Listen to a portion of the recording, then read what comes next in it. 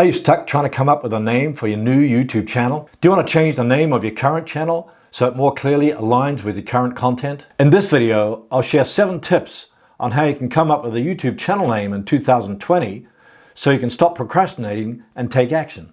Hello, my name is Herman Drost.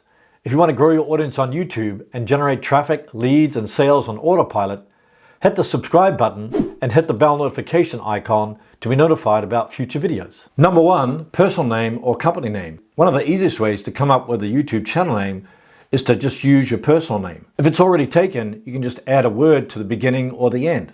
I'll show you some examples later. If you decide to use a company name, try to include a keyword in there that represents the content of your channel. For example, recently I decided to change my channel name from iSiteBuild, which I've been using for years, to Drost Video, which more clearly represents my current content. Here are some examples of the top creators on YouTube which using their personal names or a company name or a combination of both. Matthew Santoro, 6.2 million subscribers. Jamie Oliver, 4 million subscribers. Whitney Simmons, 1.3 million subscribers. Ed Sheeran, 35.1 million subscribers. Katy Perry, 31.8 million subscribers. Of course, all these music channels tend to be personal names for personal branding purposes. Mark Williams, 2.8 million subscribers. Tony Robbins. Gary V, 2.33 million subscribers, whose actual name is Gary Vaynerchuk. Here's some examples of more descriptive names or a combination of personal and company name. How to Cook That, 3.5 million subscribers. Laura in the Kitchen, 3.3 million subscribers. Fitness Blender, 5.3 million subscribers. Scott Herman Fitness, 2 million subscribers. Sasha Fitness, 1.1 million subscribers. Yoga with Adrian, 4 million subscribers. Sarah Beth Yoga, 378,000 subscribers. Yoga by Candace, 227,000 subscribers. High on Life, 592,000 subscribers. Rick Steves Europe, 489,000 subscribers. Number 2 aligns with the content of your channel. So if you're using your own name, that can be a personal brand. The disadvantages is that your name might already be taken, it might be difficult to remember, and hard to spell. An advantage is that if you change a niche at any time, you can still keep the personal name for your channel. The advantage of using a keyword in your channel name is that it more clearly describes your current content. Number 3, look at similar channels in your niche. Go to YouTube and look at some of the big channels in your niche. See if they're mostly using their personal name, a company name, or a combination of both. Here are some creative ways my Facebook members came up with names for their YouTube channels. Ricky Lambert said, my first 2 mud runs were Rugged Maniac and Warrior Dash, so I took the first word from both and came up with Rugged Warrior. Langs' Language Lovers says, if you ask a kid to say language lovers, she will say Langs's.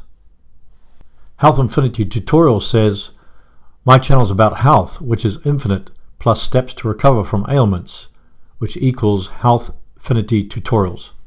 Number 4, is it available across all your social media channels?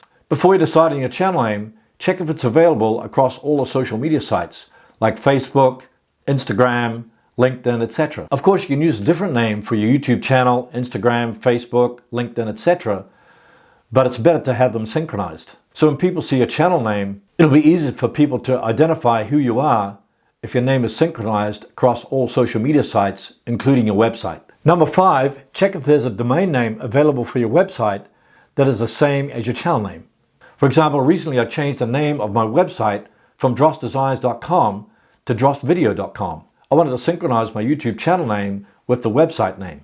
Number 6, keep it short. You want to keep your channel name short so it's easy to remember, easy to spell, and easy to say. For example, AfroToad said, I have an afro and my favorite animals are toads, so hence the name. If you have a channel name with numbers or letters before or after the name, it'll be difficult to remember which numbers or letters they were. Number 7, don't procrastinate. It's not such a big deal to change your channel name because you can change it multiple times per year. Your audience cares more about the content that you produce rather than your channel name. Let me ask you a question. How did you come up with a name for your YouTube channel? Post your answer in the comments below. I'd love to hear them, and I'm sure others would too. Here's some online tools you can use to help you decide on your YouTube channel name. First one is nameboy.com, so if I put in Drost Video here and click submit, it's going to give me a bunch of suggestions. So you can see it adds names before your main keyword phrase, which I've got Drost Video, and it also adds names after if you scroll down further. I've got travel, forest, power, world, etc. The second online tool is NameCheck. So I've put Drost Video in here, then you can see that a .com name is already taken, which I purchased recently. You can also see if the usernames are available across your social media sites. The third tool is brandbucket.com.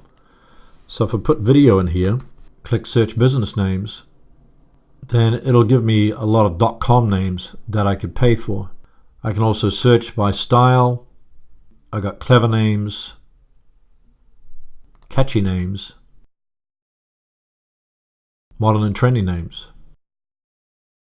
This gives you a lot of food for thought. You may not use the exact name, but you may use a combination of any one of these names. Here's some important things to keep in mind when you try to come up with a YouTube channel name. Number 1, type your name into YouTube or Google to see if it's already taken. Number 2, check if your name's not already taken across all the social media sites. Number 3, check if the .com domain name is available for your website. Number 4, associate your website with a YouTube channel. Click the link in the card to find out how to do this. Number 5, get a custom URL for your channel. Number 6, decide on a personal account or brand account. A personal YouTube account only allows you to use 2 words, such as your first and last name, whereas a brand account allows you to use multiple words. So the question is, should you use a personal account or a brand account? Watch my next video to learn about the pros and cons of a personal account or brand account for your YouTube channel. Thanks for watching, and we'll see you in the next video.